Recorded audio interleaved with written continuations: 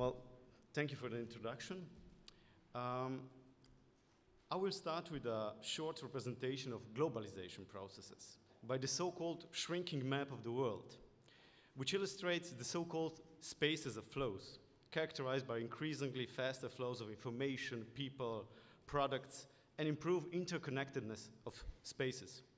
Due to these intense processes of flows, the cities, if they want to maintain their advantages, are obliged to develop or offer more and more varied and unique spaces and social-cultural services in order to preserve their position in regard to similar cities. In these circumstances, where the global context plays an important role for the future of the city, culture becomes an extremely important factor that supports reorientation from economies of scale to high-value industries and a key element of transition in urban development. In other words, cities have become aware that culture, in all meanings of the word, has the possibility to provide distinctiveness in relationship to other cities by localizing network flows, constructing representational images, enabling events, promoting the development of interesting public spaces, and allowing the formation of unique situational settings. At the same time, it must be noted that in some cases, due to this extreme competitiveness of cities, globalization may also imply some negative effects on culture, which can lead to gentrification or other processes that diminish the quality of life of specific groups of citizens. There are various examples on this thematic. Let me briefly mention just one of them.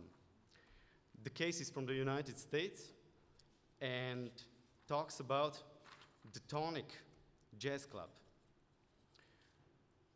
In the case of Tonic Jazz Club, what happened? On the 13th of April 2007, unable to pay the increasing rent, the owners had to close down the last private club that promoted independent experimental jazz music in Manhattan. Tonic was the last music club with a capacity of more than 100 listeners. After its closure, the city, or better say, the area of Manhattan Island, which provided the biggest number of new alternative music direction, was left without any non-profit experimental jazz club and had to rely on smaller sites, bars, and non-profitable music galleries.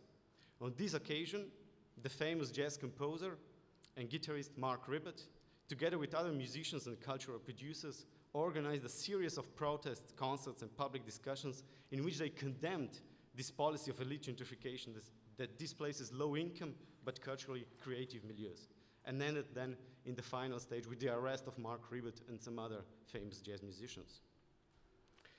In this sense, it is important to mention that some aspects of culture were for a long time unfairly neglected in spatial planning, but had important long-term effects on the well-being of the community. When analyzing the role of culture in urban regeneration concepts, the majority of past approaches tend to focus mainly on cultural production themes, or this productional approach, where culture, the arts, and other creative products were regarded as important supportive elements that added to the functioning of society and economy.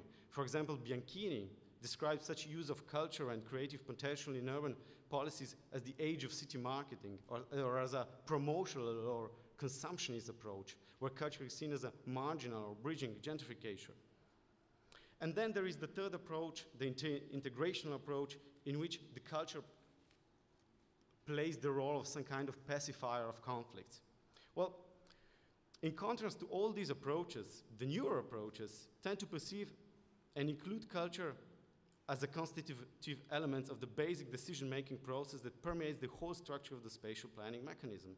In this context, urban regeneration and planning for culture should be based on a principle of economic and cultural sustainability, heterogeneity, and most of all, inclusivity, as it is shown in this slide.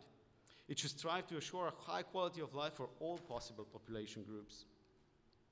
In today's cities, the quality of life and cultural, ethnic, and economic heterogeneity may very well be considered as an important aspect of urban diversity, affecting local production and consumption.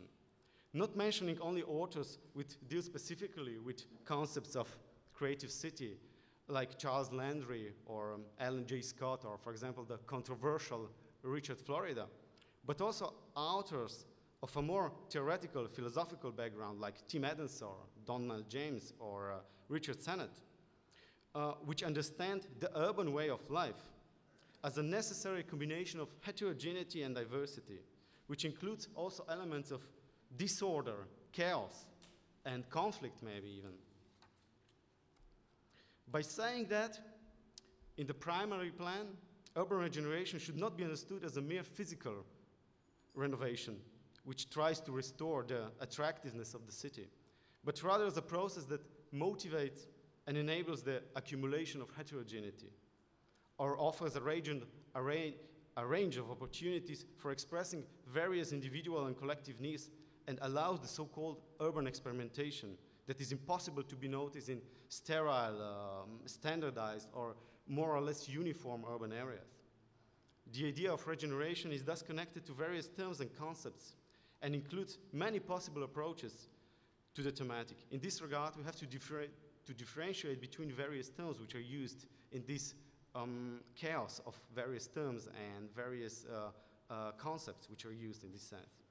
For example, while concepts like restoration or refurbishment are oriented towards the physical or constructed environment, ideas like urbanization or reurbanization are focused on the demographic aspect of changing the urban structure. The idea of revitalization is in fact very close to that of regeneration, as both view the process of urban transformation from a more general perspective. Although very similar, there is a thin line between the two of them.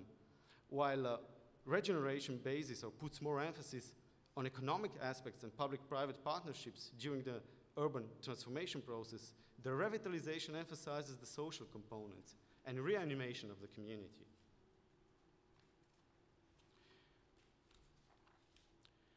All these listed descriptions suggest that regeneration simultaneously includes elements from all listed processes, and at the same time cannot be reduced to just one of them.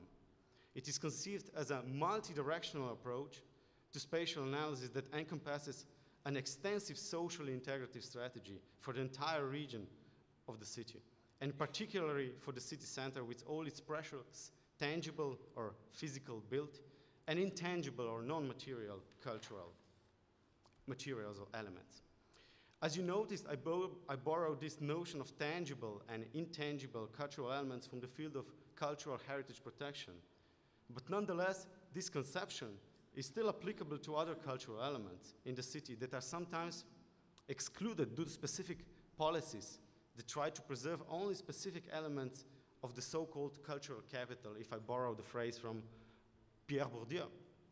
So which type of tangible and intangible cultural capital should be preserved, or is fair to preserve, and which not?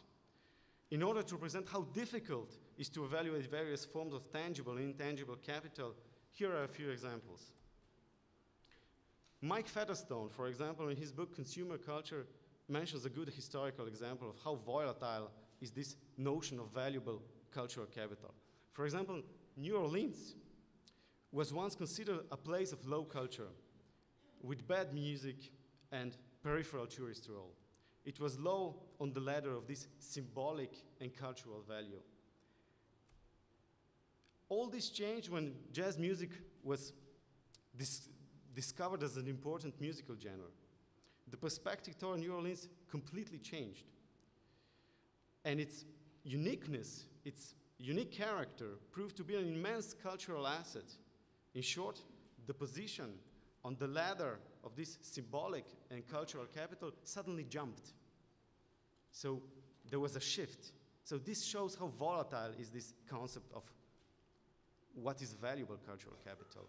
Another example, an example from Japan, where one of the biggest and the oldest fish markets in the world, which is located in Ginza in Tokyo, is supposed to be closed down and moved to the Tokyo Bay.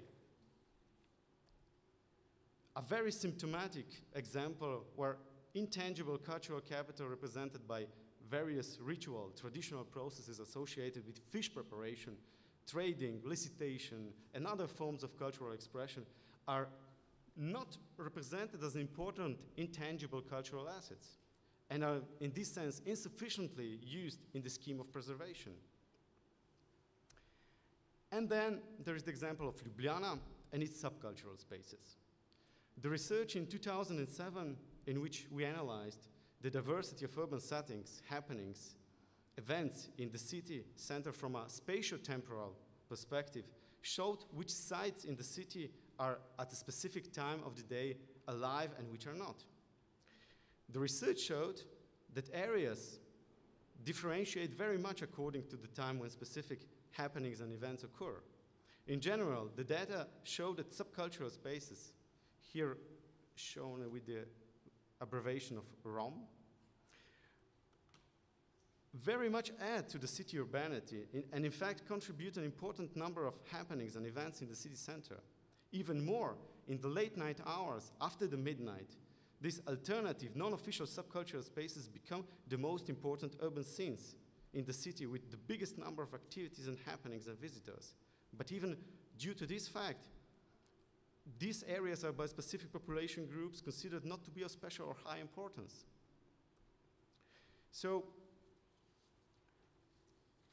which type of cultural capital or which type of culture should we protect? Tangible or intangible? And how to stop the processes that try to evade more complex definitions of valuable cultural spaces?